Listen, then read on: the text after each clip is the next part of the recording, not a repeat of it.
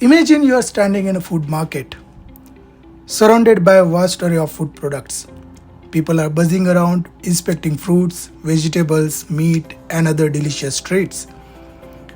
But have you ever wondered about the regulations in place to ensure the safety of the food you are about to consume?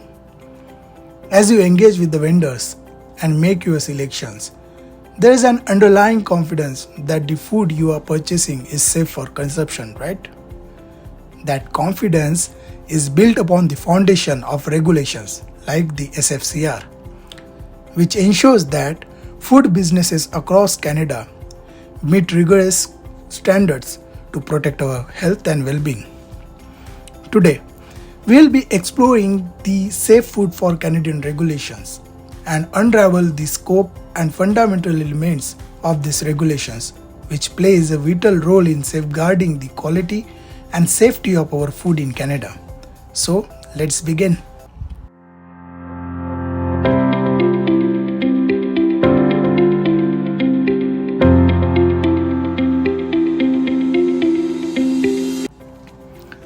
Let's start by understanding the scope of the SFCR and its fundamental elements. The SFCR applies to food for human consumption, including ingredients that is imported, exported, or traded interprovincially for commercial purposes. But did you know that some provisions also extend to intraprovincially traded foods? This means that even the product you find in local stores are subject to certain provisions such as traceability, labeling, and advertising requirements also apply to intraprovincially traded foods. It also extends to the slaughter of food animals for meat products destined for export or interprovincially trade. Let's consider the example of locally produced jam. If this jam is sold within the province and labeled with specific health claims or nutritional information, it would fall under the purview of the SFCR. This ensures that consumers receive accurate information and can make informed choices about the products they purchase. But can you think of any exception? Are there any instances where the SFCR doesn't apply? Absolutely, there are. The SFCR doesn't apply to food carried on conveyances like ferries, airlines, or train for the use by crew and passengers. It also excludes food intended for analysis, evolution, research, or exhibitions in small quantities. And of course, food not sold for human consumption, such as pet food or cosmetics, falls outside the scope. This exception, however, don't compromise the overall objective of ensuring food safety across Canada. Now, let's explore the fundamental new elements of SFCR that are necessary for food businesses. These elements of particular interest to most food businesses and contribute significantly to the overall safety of our food. These elements are designed to strengthen food safety measures and protect consumers like you and me. Can you guess what these elements are, which food businesses need to pay attention to? The three fundamental elements of SFCR are licensing, preventative controls, and traceability.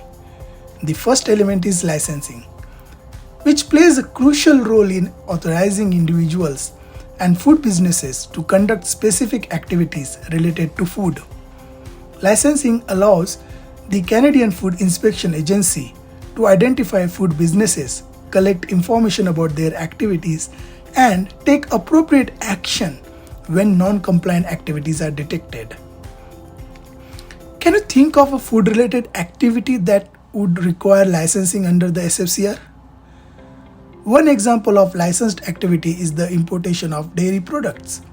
To ensure the safety and quality of imported dairy products, businesses must obtain a license from the CFIA. This license ensures that the product meets stringent regulatory standards and are safe for consumption. The next fundamental element is preventative controls. These controls outline key principles that all food businesses must adhere to in their operation.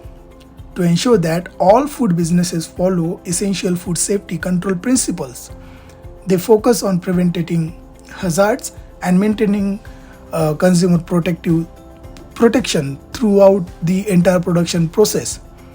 Food businesses are required to develop and implement a written preventative control plan that outlines their safety measures. Consider a meat processing facility that produces sausage.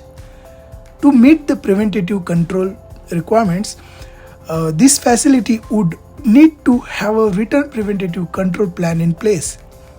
This plan would document measures taken to ensure the safety of the meat products, such as regular equipment maintenance, proper packaging and labeling, and adherence to the specific standards of identity and net quantity.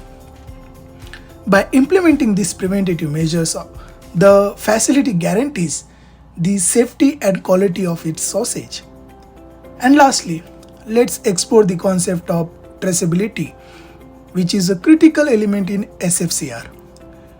Traceability allows for the effective tracking of food and ensures that food can be tracked back to its immediate supplier and forward to its immediate customer, ensuring accountability and quick response to potentially safety issue. Imagine a scenario where a bag of spinach is found to be contaminated with harmful bacteria. Thanks to the traceability measures, authorities can quickly trace the contaminated spinach back to its supplier, such as farmer or distributor.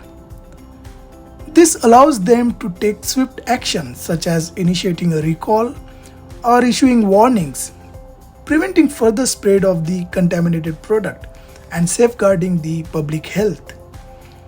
Speaking of regulations, have you heard of the term incorporation by reference? The SFCR incorporates 17 documents by reference. These documents considered law and are maintained outside the regulations themselves.